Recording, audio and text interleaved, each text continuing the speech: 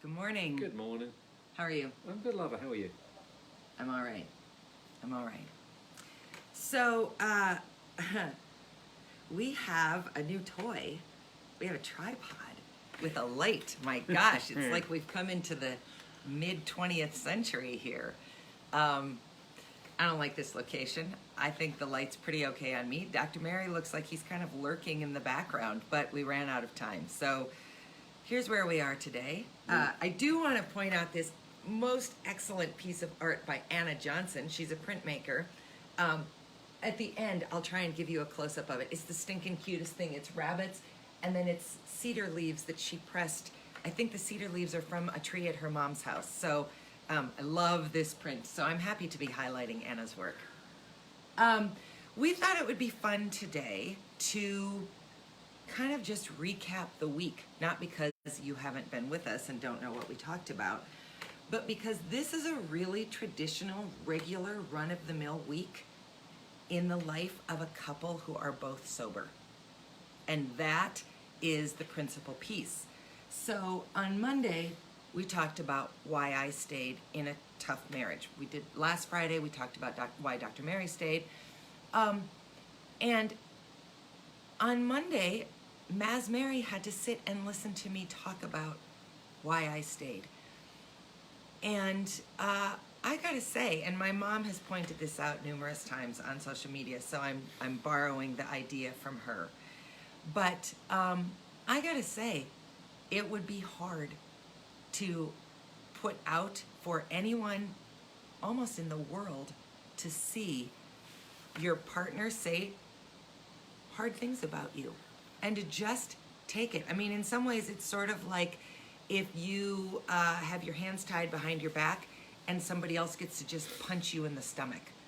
Which actually, the lighting down here looks like that could happen. Actually, we'll have to adjust that. Yeah. Dang. Well, you know, it's one step forward, a couple steps back. We'll get there. Anyway, back to the point. You know, you've just taken these hard conversations, and I appreciate that. And also, well, go ahead. You have to. Part of it's one of the things you learn in rehab. It's it's not supposed to be easy. You have to take responsibility. Now, trying to stay sober is in itself almost a self-ish act.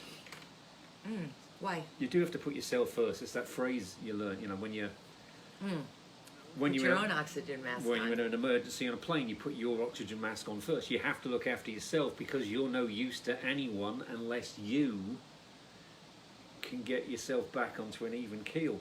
But also part of it is you have to make amends. You have to listen to what you've done, and you have to accept it.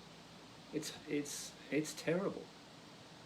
The longer you leave it, the worse it gets. So it's part of it, knowing that almost all of this is your fault, ultimately.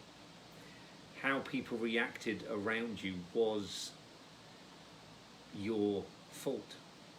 Well, you were a contributing partner to it. I mean, everybody brings their own But when thing you to accept, when you can accept what's your fault, it actually makes everything a lot easier. Does it get harder to hear the criticisms or the challenges? Because here's one of the things that's so incredible. And this is where I think some of my anger continues to kind of percolate up, is that I'm the only one of the two of us who was present in those hard years. Maz was in and out of various states of inebriation. And so there's a lot of that time that's just Fuzzy, cloudy, fuzzy. Yeah. At best. So there'll be lots of times where I'll say, do you remember when this happened? And he'll say, I really don't. Or he'll say to me, boy, I've always wanted to see this movie. And I'll say, yeah, we watched that movie. It's just a missing period of his life. So for me, I know I'm the holder of the reality of that time because Maz's reality was so different. So I'll go back to the question. Is it hard to hear it? Because now we've visited some of these topics a number of times. Yes, it is, but I think it's a necessary evil. and it's part of living with your addiction. Yes, it is a disease, but it is a disease that not only affects you, it affects those around you more than most do. And it's tough. It's tough on those people that live through it with you. There's no denying it. So it's cringy. You hear these things, but I can only speak for me. I mean, I have to listen to that, and I just have to sit there and say, yep, that was my fault. I take responsibility for that, and I am trying to every day make sure that that doesn't happen again. Damn, that is an incredible life lesson. I have to take responsibility Well, for true. that. But so many of us, Yeah. addict or not, look for the ways we can not take responsibility. Look for the ways we can skirt our contribution to the problem. I will say this very carefully. I've been watching a lot of news and see a lot of people through many news-worthy events that just don't take responsibility for anything. And with that hindsight, it's painful to watch. It's actually weirdly why I went into teaching over there and started speaking louder. I don't know. It's almost a kind of pat on the back to myself to think, you know what, I don't weasel myself out of things anymore. It's a weird kind of therapy that you think, yep, not that bad anymore. I probably was. Well, I was that weaselly and lied badly about things, but actually one of my sponsors said to me, isn't it liberating you don't have to lie anymore? And God, yes it is. Wow. Yeah. I think I've said this before, but I'll never forget. This is kind of off topic, but topic.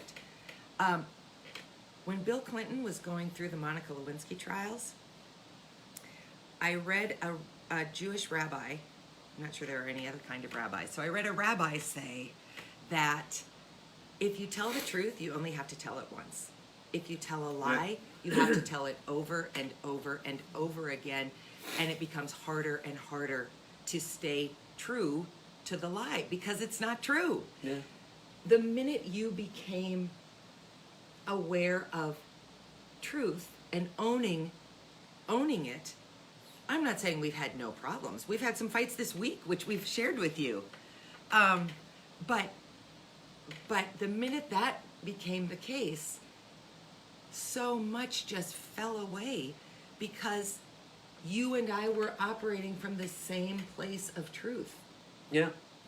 And you can manage things better. One of the reasons I wanted to talk about this today is, you know, when things go wrong, if you're in the depths of addiction, the first thing you do is reach out for what helps drive your addiction and say, oh, the hell with this, I'm having a drink. You deal with it more. Like this thing that we have to master, this light source and thing. For some reason, it got sent back to the post office, and I was on hold with the post office for an hour on the phone. And You can play a lot of jazz flute in an hour, my just God, as a side note. I didn't know there was jazz flute music. It was like being in an elevator for an hour. Yeah, it was fun. But I kept for me, I kept my cool. Come on, Dr. Mary. He did not keep his cool. He went to bed with a raging headache. He was But irrational. I went to bed irrational with But a he didn't raging drink. headache sober. Yes. Because I thought eventually I got, we'll send it back to you the next, and we have it. Obviously, we have to learn how it works, but we got it back. But when you're sober, you can deal with stuff like this, things that would drive you to have a drink or whatever else your addiction is. You can almost laugh it off. Not almost always in the moment, but mostly most of the time, at least soon after. Well, again, I will say that irrationality is not the purview of addicts. It's the purview of human beings. I mean, I have never been irrational, but I know other people can get irrational. I'm just waiting for something from your mother I to know, come up. I know. Or if my brothers ever but watch. actually, that's another point. Living, if you can live as a functioning married couple who are actually happily married one of you used to be an addict. That's the difference, and that's why I wanted to talk about this today. You're going to have a bad day. Something's going to set you off, but being sober, you're in more control of yourself, so you can actually just, when to let it go. Yeah. Well, Something, no, I won't go into that. The other thing, of course, that makes this work is that we can engage in hard conversation. Yeah. You don't love it. No. But you stay with it. Because I also now especially know it's a necessary evil. Well, growth only comes through you can't through the hide. hard parts. And what you do as an addict, you actually hide. Yeah. And if you don't hide, then you do actually. It's scary. I'm not going to admit it. I'm not going to say, hey, I'm not going to be one of these. Hey, I used to be an addict, because I am an alcoholic. I always will be. I'll be an alcoholic to the day I die. I'm just going to wholeheartedly plan to be a sober one. Yeah. Mother says, since they are waiting, I will say that the irrational wife has never done so well going through something because let's see if I can do this. Oh, I can't read it. Sorry, Mother. I'm looking forward to hearing the rest of that one. We'll look at it when we get off. But yes, I am the irrational wife. It's probably like a TV show waiting to happen. Oh, we could pitch that to somebody, the irrational wife. Anyway, I think the little bit of advice for the weekend is if you're the spouse, again, and this is going to sort of be a through line, because I think it would have been so important for me to hear over and over and over again. If you're the spouse of the addict, can you try a tactic that you haven't tried yet, which is to somehow engage them in conversation that is trying to come from a place of no judgment. Really hard, unbelievably hard. You might have to try it over and over and over again for you to be successful. Not for them to hear you, but for you to successfully engage in a non-judgmental conversation. And I'm going to make an assumption for the addict. Can you try this weekend, can you try to have one honest conversation? Yeah, you'd be surprised how powerful that will be. It doesn't mean that you then on Monday pack yourself up and go to a treatment center. This process has no right answers, no wrong answers. The only wrong answer is to do nothing. Yeah, just see how, it's a comfort thing. See if you can do it. I mean, it might be terrible, but you won't know till you try. It's a small step, and that's all we should always take. No matter what we're doing, we should all just take small steps. If you're still in this relationship, happy or not, try together to have one 5-minute conversation that is honest and non-judgmental. And then if you try it, whether it works or not, and you feel brave enough to let us know how it went, we'll never reveal anything about you that gives you away. Despite the fact that we've named 3 people this week, but none of them are addicts, so we will never reveal that. Well, we've named 4 people. Anything you tell us in confidence remains in confidence, but it could be really powerful for someone else to hear your efforts.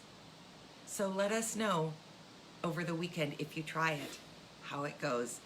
I'm sending you my very best thoughts and hopes that it is 5 minutes of living in honest, non-judgmental relationship. Because if you can get 5 minutes, then maybe next week you can get 6. And you just keep going. You don't need to get to perfect. You just need to take the first step. It might not work, in which case try something else. There's not, like Dana said, there is no right or wrong answer to this. Just whatever helps you now is what works. Yeah. So good luck this weekend, and we'll see you Monday at 8:30. See you later. Have a good weekend.